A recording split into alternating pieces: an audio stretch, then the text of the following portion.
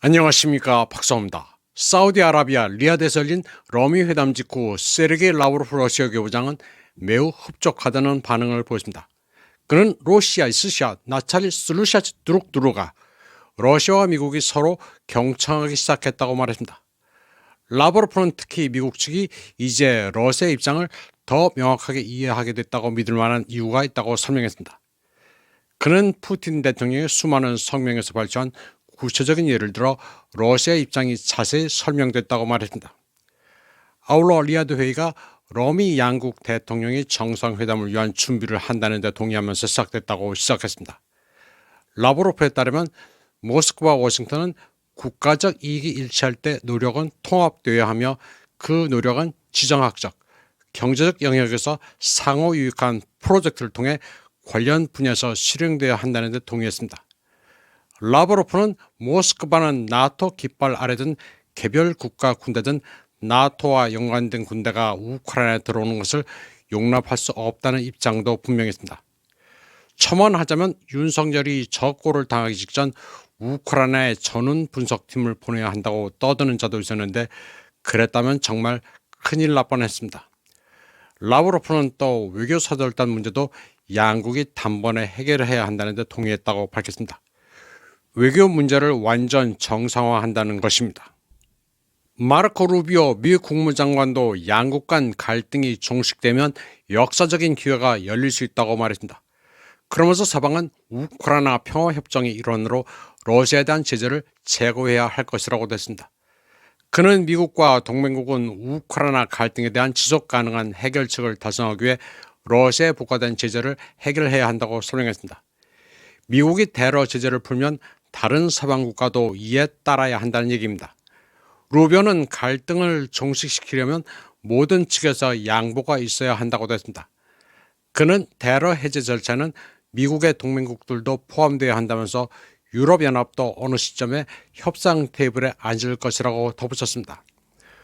루비오는 도널드 트럼프 미국 대통령이 추구하는 목표는 모든 관련 당사자가 수용할 수 있고 공정하며 지속 가능한 방식으로 갈등을 종식시키는 것이라고 말하면서 분쟁이 종식돼 모스크바와 워싱턴 간에 전례 없는 경제협력 기회가 열릴 수 있다고 밝혔습니다.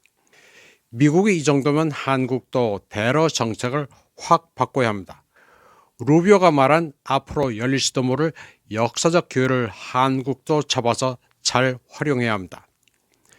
따라서 그동안 윤석열이 취해왔던 광기의 반러시아 정책은 폐기해야 합니다. 그리고 로전과 관련해 국민의 귀와 눈을 가리기 위해 가짜 뉴스를 생산해온 자들에게도 책임을 물어야 합니다. 한편 러시아 직접투자기금의 CEO 키릴 드미트리예프는 테러 제재를 한답시고 미국 기업들이 러시아 시장을 떠나면서 3천억 달러 이상을 잃었다고 말했습니다. 그는 모스크바와 워싱턴이 양국 경제에 영향을 미치는 문제를 공동으로 해결하기 위해 대화를 재개해야 한다고 시작했습니다. 그는 3천억 달러라는 수치는 제재의 일환으로 서방에서 동결된 러시아 중앙은행 자산의 양과 거의 같다고 말했습니다. 드미트리예프는 문제를 해결하기 위한 공동의 경제적 방법을 찾는 것은 미국에 있어서 특히 중요하다고 했습니다. 그는 전 세계가 미국과 러시아가 관계를 개선할 수 있을지 지켜보고 있다고 말했습니다. 이제 러미 화해는 확실한 방향입니다. 돈 냄새를 가장 잘 맡는 기업들의 동향을 보면 알 수 있습니다. 러시아를 떠난 서구 브랜드가 러시아로 돌아올 조짐을 보이고 있는데 첫 번째 케이스는 의류계통입니다. 러시아 쇼핑센터 연합은 2022년에 러시아를 떠난 스페인의 다국적 의류업체 인디텍스 코퍼레이션이 러시아 복귀를 위한 비공개 협상을 진행 중이라고 밝혔습니다. 인디텍스 코퍼레이션은 자라, 자라홈, 마시모 두티, 베르슈카, 오이쇼, 풀앤베어, 스트라디바리우스 브랜드를 보유하고 있습니다.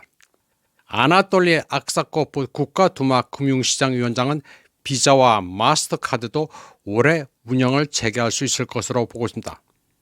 하지만 러시아 소비자들이 이미 대체 지불 시스템인 미르카드에 적응했기 때문에 시장 재진입이 그리 쉽지만은 않을 것이라고 말했습니다. 그리고 마스터와 비자가 들어온다는 것은 러시아 은행 시스템에 대한 제재 해제도 뒤따라야 합니다.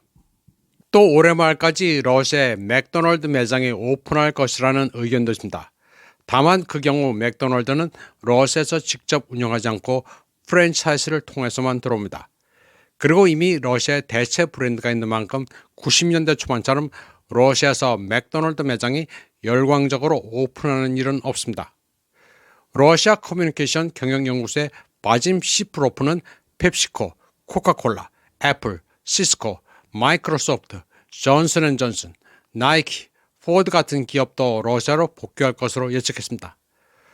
또 철도 엔지니어링 분야의 여러 대형 프로젝트에 참여했으나 러시아를 떠나면서 50억 유로 이상의 손실을 본 독일 기업 지멘스와 프랑스 기업 알스톰도 복귀할 가능성이 있습니다.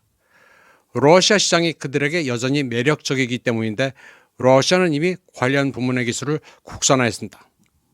바짐 시프로프는 또 독일에서 트럼프 지지 세력이 우위를 점하고 브라셀의 압력에 저항할 경우 독일 기업들도 대거 복귀할 것으로 예측했습니다. 아디다스, 휴고, 보스, 퓨마 같은 독일 브랜드가 러시아 매장에 다시 등장할 수 있고 주요 자동차 제조업체의 대표 사무소도 다시 열릴 수 있을 것이라고 바짐은 말했습니다. 그러나 일본과 한국이 독일을 따라잡을 가능성이 가장 높고 러시아에서 전자제품, 가전제품, 자동차를 생산하는 대형 아시아 제조업체를 다시 볼 수 있게 될 것이라고 했습니다. 그러면서 한국의 삼성, LG, 현대 같은 기업들이 모스크바와 워싱턴의 대화의 즈음에 러시아 복귀를 결정했다는 보도도 나왔다고 말했습니다. 한국은 그래도 기업이 정치보다 훨씬 똑똑합니다.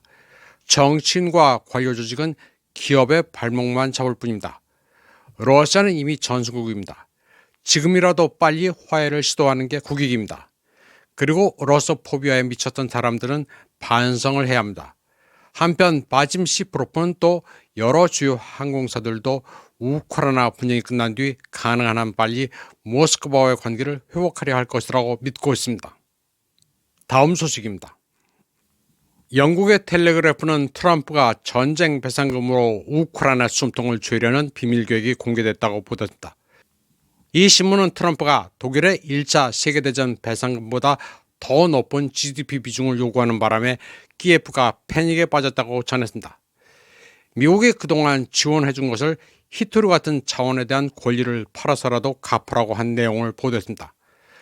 우크라이나 천연 자원에 대한 합의안에서 미국은 독일이 1차 세계대전 후 지불해야 했던 배상금은 물론이고 2차 세계대전 후 베를린과 도쿄에 부과된 제재보다 더 나쁜 조건을 요구하고 있다고 텔레그래프는 보도했습니다. 그러면서 미국은 원자재 채굴 수익의 50%와 우크라이나가 제3자에게 부여하는 모든 새로운 라이센스로 인한 수익의 절반을 키예프로부터 빼앗으려 한다고 전했습니다. 요약하면 트럼프 요구는 베르사유 조약에 따라 독일에 부과된 배상금보다 우크라이나 GDP에서 더 큰 비중을 차지한다는 것입니다. 텔레그래프는 이를 두고 미국이 우크라이나를 경제적으로 식민지화하는 것과 마찬가지라고 묘사했습니다. 젤렌스키는 미국의 청구서가 있을 것이라고는 생각했지만 트럼프의 요구가 상상을 초월하는 데 기겁해 자원상환 요구안에 서명을 거부한 것으로 드러났습니다. 혹자는 트럼프를 두고 너무하는 게 아니냐, 깡패 같다고 하는데 깡패나 마나 이게 냉혹한 현실입니다. 전쟁에서 패전국이 겪는 비극입니다.